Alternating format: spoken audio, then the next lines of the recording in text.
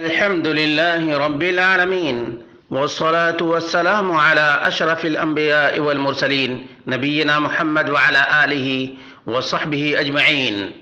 برادران اسلام، اللہ کے بندو، ایک عظیم ترین نعمت جس کی بے حد قدر ہے اور جس کا بہت ہی بڑا فائدہ ہے اور جس کے ذریعے سے ایک انسان خراب اور اچھی چیز میں فرق کر سکتا ہے، بری اور بدترین چیز میں پتہ کر سکتا ہے اور اسی کے ذریعے سے خطرات سے بچ سکتا ہے اور نقصان کو دور کر سکتا ہے۔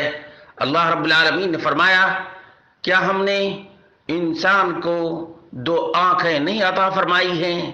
اور یہ آنکھ کی نعمت ہے۔ آنکھ کی نعمت اللہ رب العالمین نے اتنی عظیم رکھی ہے کہ تمہیں اللہ رب العالمین کا شکر ادا کرنا چاہیے، اس کا ذکر کرنا چاہیے اور اس کی نشانیوں میں غور و فکر کرنا چاہیے، اس کی مخلوقات کو دیکھنا چاہیے۔ اللہ رب العالمین نے فرمایا، وَاللَّهُ أَخْرَجَكُم مِّن بُطُونِ أُمَّهَاتِكُمْ لَا تَعْلَمُونَ شَيْئًا وَجَعَلَ لَكُمُ السَّمْعَ وَالْأَبْصَارَ وَالْأَفْئِدَةَ لَعَلَّكُمْ تَشْكُرُونَ۔ میرے بھائیو، اللہ رب العالمین کے شکر میں سے ہے کہ اللہ رب العالمین کی دی ہوئی نعمت کا شکر ادا کیا جائے اور اس کو حرام چیزوں سے محفوظ رکھا جائے۔ حرام چیز اس آنکھ سے نہیں دیکھنا چاہیے، کیونکہ قیامت کا دن ہوگا، آنکھ سے پوچھا جائے گا۔ اور ان السمع والبصر والفؤاد کل اولئک کان عنہ مسئولا۔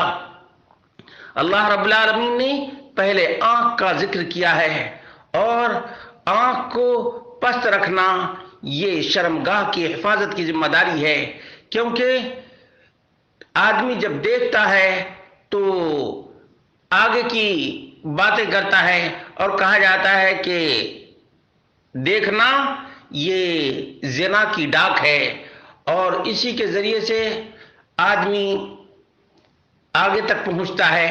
اللہ رب العالمین نے فرمایا کہ اے لوگو، اللہ رب العالمین کی نعمتوں کو یاد کرو۔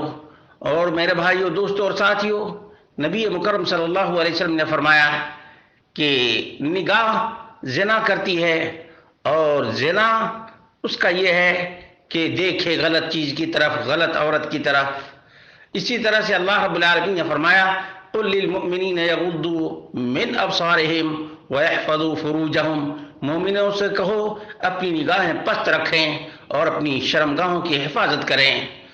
اور یاد رکھیں، دیکھنا یہ عام حوادث کا سبب ہے جو انسان کو پہنچتا ہے، اور ہمیشہ ہی نگاہ کو پست رکھنا بالکل ہی آسان ہے، اور اس کے بعد کے تمام تر مصیبتوں سے نجات ہے۔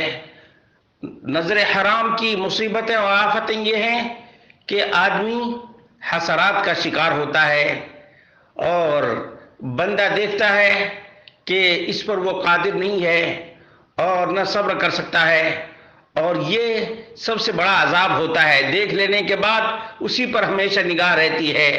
تو یہ حرام نظر سہم مسموم من سہام ابلیس، ابلیس کا تیر ہے، اور یہ دل تک پہنچتا ہے تو بیمار کر دیتا ہے اور کبھی قتل بھی کر دیتا ہے۔